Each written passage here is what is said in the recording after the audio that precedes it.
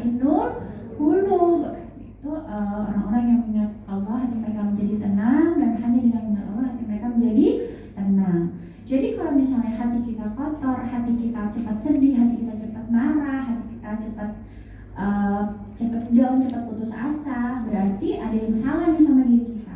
Langsung ditenangkan dengan mengingat Allah. Lalu ada yang bilang, tapi saya udah ingat Allah, kenapa saya nggak tenang-tenang? Ada yang pernah gitu? Sudah istighfar, saya udah zikir-zikir, tapi kok saya nggak tenang ingat Allah? Ada yang pernah gitu? Ada? Banyak. Kenapa itu terjadi? Karena nggak benar-benar kenal sama Allah. Dan ini yang membuat hati kita mudah sekali kok kotor. Hati yang kotor itu karena apa?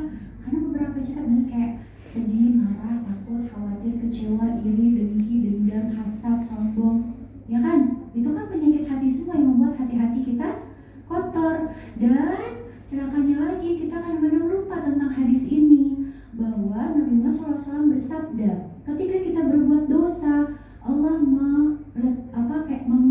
memberikan notah itu apa ya? Cap stempel kali ya kalau bahasa kita beli gampang ya. Memberikan stempel dalam hati kita setitik.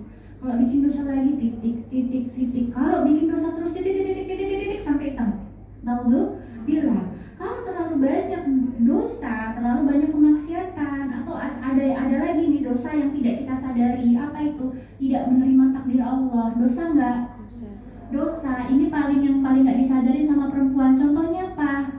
Lagi usaha, dia berusaha melakukan sesuatu, tiba-tiba apa yang didoakan, apa yang diusahakan tidak sesuai dengan hasil yang dia harapkan. Allah kasih takdir lain, dia nggak terima. Kenapa ini terjadi sama saya ya Allah? Dosa nggak? Dosa. Ada cap nggak itu di hatinya? Ada. Semakin sering dia tidak menerima takdir Allah, berapa banyak dosa titik noda yang ada dalam hatinya? Banyak sekali. Kalau sudah begitu, bagaimana mungkin dia bisa beribadah dengan baik kepada Allah? Bagaimana mungkin dia bisa merasakan surga dunia? Yang surga dunia itu letaknya di dalam hati. Yang kata Imam Ibnu Qayyim, kalau seseorang tidak pernah merasakan surga dunia yang ada di hati itu, dia tidak akan bisa masuk ke dalam, tidak akan merasakan surga yang ada di akhirat. Karena apa itu surga dunia? Surga yang ada di hati. Dia merasa dekat sama Allah Subhanahu wa taala ketika dia bisa menikmati ibadah kepada Allah Subhanahu wa taala, ketika dia tidak lagi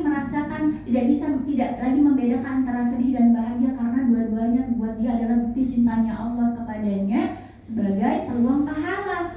Ketika dikasih hal yang tidak menyenangkan, dia bersabar. Ketika dikasih hal yang menyenangkan, dia bersyukur. Ketika dia terjebak ke dalam dosa, dia cepat-cepat bertaubat. Kalau dia melakukan ketiga hal itu, mustahil hatinya itu tidak kembali memutih. Kenapa? Karena dia selalu memperbaiki hatinya, dia selalu melakukan perbuatan baik untuk menghapuskan dosa-dosanya dia gitu. Dan kita tuh kan kadang mikir dosa itu kan kayak, saya mah nggak zina, iya oke kamu nggak zina, saya mah nggak minum khamar, oke kamu nggak minum khamar, saya mah nggak riba, oke kamu nggak riba, saya nggak pacaran, bagus gitu. Tapi banyak perempuan apa? Tadi tidak menerima takdir, sedihnya kepada hal yang masalah keduniaan. Kita semuanya bisa gagal, namanya dunia. Kadang-kadang kita pernah diuji dengan kegagalan. Coba saya tanya di sini, siapa di sini yang nggak pernah gagal? Dalam hidupnya selalu berhasil, mau apapun selalu berhasil dalam hal pertemanan, keluarga, percintaan, dalam pekerjaan, dalam pendidikan, ada nggak di sini yang nggak pernah gagal? Ada ya kan? Kita semua pernah gagal. Jadi jangan lagi melihat kegagalan di dunia itu sebagai sesuatu hal yang buruk. Kenapa? Kadang-kadang Allah bikin kita gagal di dunia untuk memberikan kita suatu kekuatan, kemantapan untuk mendapatkan suatu kebahagiaan. Karena ada kebahagiaan yang dibalut dengan kegagalan. Contoh, dulu Nabi Muhammad SAW sebelum hijrah ke Madinah pernah gagal nggak? Ke Taif, ya kan? Ke Taif disambut nggak sama warga Taif? Enggak, malah ditimpukin kan, dikata-katain kan, gagal nggak? Gagal. Tapi Rasul sabar, ya kan? Malah ketika malaikat bilang iya Rasul apa digituin, ini gunung kita timpahin aja tuh ke warga Taif. Jangan, kata Rasul. Malah Rasulullah Rasulullah SAW berdoa. Rasul pernah gagal dan Allah Subhanahu Wa Taala mengganti kegagalannya itu karena kesabarannya Rasul dengan ketika hijrah di Madinah diterima luar biasa ya kan. Masya Allah sampai sekarang saya aja lah cita-citanya meninggal di Madinah gitu. Jadi kayak semua orang pernah gagal dan kadang-kadang ini adalah suatu hal yang membuat hati kita kotor ketika tidak bisa menerima kegagalan dengan tidak menerima takdir Allah, ya nggak sih? Ya kan?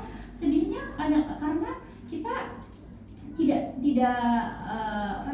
yang membuat hati kita kotor itu karena kita tidak mendapatkan apa yang kita mau. Sedangkan hidup di dunia ini bukan tentang yang kita mau, tapi bagaimana kita hidup sesuai yang Allah mau. Kadang-kadang kita lupa bahwa hidup kita ini tujuannya untuk ibadah. Semuanya tahu Az-Zariyat ayat 56. Tapi ketika kita memasuki kehidupan dunia dengan segala macam ujiannya, kadang-kadang kita suka lupa. Saya dapat analogi bagus dari salah satu guru saya, Ustaz Muhammad Nuzul Zikri. Jadi beliau bilang gini, harusnya kita itu tidak usah kecewa ketika kita tidak bisa mendapatkan apa yang kita mau, karena tujuan kita di dunia adalah untuk beribadah, mendapatkan surga. Kayak ibarat kita datang ke rumah makan Padang, kita mau beli rendang, tapi orangnya bilang, tapi ayamnya habis. Terus kita kok sedih? Aneh nggak? Aneh, karena kita tadi maunya rendang. Kayak hidup di dunia, saya mau masuk surga. Terus tiba-tiba uangnya habis misalnya lagi kekurangan uang atau dia kehilangan seseorang gitu. Kira-kira dia harusnya sedih nggak? Enggak. Kenapa? Karena tujuan di dunia kamu bukan cari uang yang banyak atau bukan untuk kamu misalnya mendapatkan jodoh misalnya, karena tujuan kamu surga. Nanti di surga kamu dapat suatu hal yang lebih menyenangkan dari uang dan kamu mendapatkan jodoh yang selama-lamanya, kan begitu ya? Masuk analoginya ya. Ketika mendengarkan nasihat itu saya mikir iya juga ya. Kadang-kadang kita itu menjadikan sesuatu hal yang sebenarnya fokus kita bukan itu, ya kan? Fokus kita itu surga. Jadi kalau misalnya kita nggak dapat A, nggak dapat B, nggak dapat C, ya udahlah, fokus kita surga. Dan yang membuat hati kita ini sering kotor kan karena kita tidak mendapatkan yang kita mau, ya toh ya?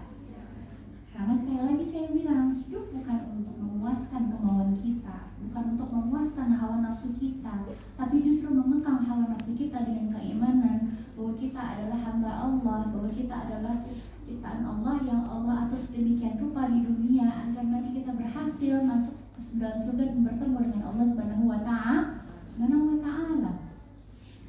Maka untuk mencapai hakikat kebersihan jiwa dan hati ini penting sekali yang namanya tauhid. Benar-benar kita bisa mengenal Allah Subhanahu wa Ta'ala dengan baik, sedekat-dekatnya, sekenal banget, bukan lagi SKSD sok kenal sok dekat sama Allah. Kalau kita sudah kenal sama Allah, mau dikasih hal yang tidak menyenangkan pun kita akan tetap enggak, ini adalah cara Allah untuk menjadikan saya ke surga, karena fokus saya surga.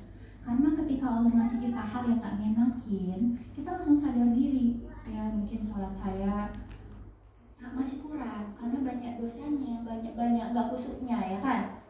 Mungkin puasa saya juga banyak tercemari, puasa tapi masih terjebak gibah kadang-kadang, ya kan?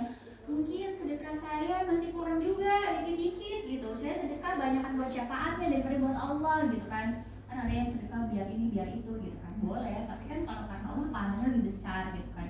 Jadi kalau nggak dikasih hal yang tidak menyenangkan, nggak dipuji hal yang membuat kita harus bersabar, membuat kita harus bertaubat kepada Allah Subhanahu wa Ta'ala, mungkin kita akan susah masuk surganya.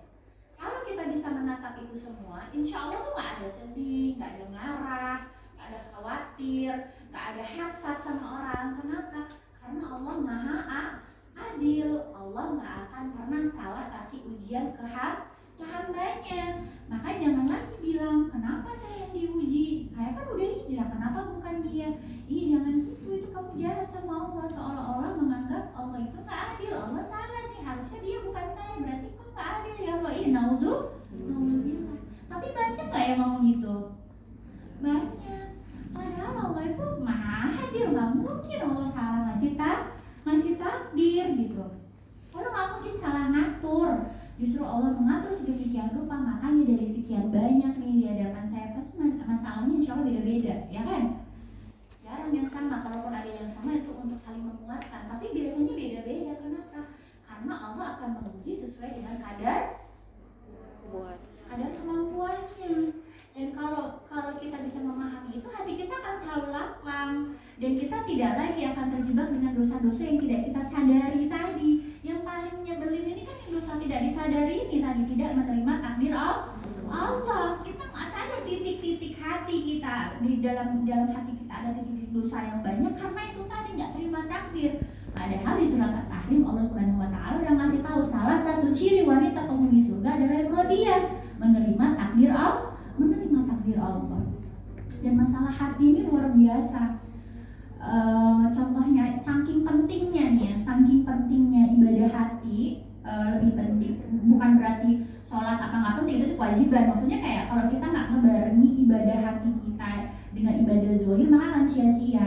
Karena Nabi Muhammad SAW itu menceritakan kepada kita 3 orang yang menjadi korek apinya neraka. Kayak orang yang pertama kali masuk neraka ada 3 orang, dan ini berkaitan sama hati semuanya, ibadah hati. Yang pertama itu adalah seseorang yang dia berperang, dia menjadi mujahid, ya kan? Lalu dia meninggal dunia syahid dong, masuk surga dong, ya kan? Lalu ketika ditanya sama Allah Subhanahu wa taala, "Engkau dulu buat apa berperang?" "Ya, saya kan biar ini ya Allah, untuk engkau." Gitu, dia bilang gitu sama Allah. Kata Allah, "Kadzabta, bohong kamu. Kamu dulu ikut perang terus kamu meninggal di medan jihad biar kamu dibilang pemberani." Dibantah sama Allah Subhanahu wa taala. Celaka enggak alhamdulillah. Yang ngebantah Allah loh. Kayak Allah alhamdulillah. Lalu ada dia dimasukkan ke neraka padahal dia mati di medan perang. Padahal itu kan utama banget kalau di Islam kan ya, mati di medan perang membela Islam. Lalu yang kedua adalah seorang qori, seorang alim yang berilmu gitu kan. Dulu engkau untuk apa engkau jadi qori gitu kan, dengan suaramu yang sangat indah engkau melantunkan ayat suci Quran atau engkau berdakwah yang kan seperti dai-dai itu berat sekali gitu. Konsekuensinya qori-qori itu. Lalu si orang itu bilang, "Oh, saya melakukan itu karena engkau ya Allah." Lalu kata Allah, "Kadzabta." Dibantah lagi sama Allah, "Bohong kamu." Kata Allah, "Bukan, kamu dulu melantunkan ayat suci Al-Quran karena kamu biar dibilang suaramu bagus. Engkau berdakwah karena engkau biar dibilang engkau orang alim." "Kadzabta," bohong kata Allah. Lalu dia dimasukkan ke neraka. Naudzubillah. Lalu ada yang ketiga lagi, dia ahli sedekah, luar biasa sedekahnya. Harusnya orang bersedekah mah mudah masuk surganya ya.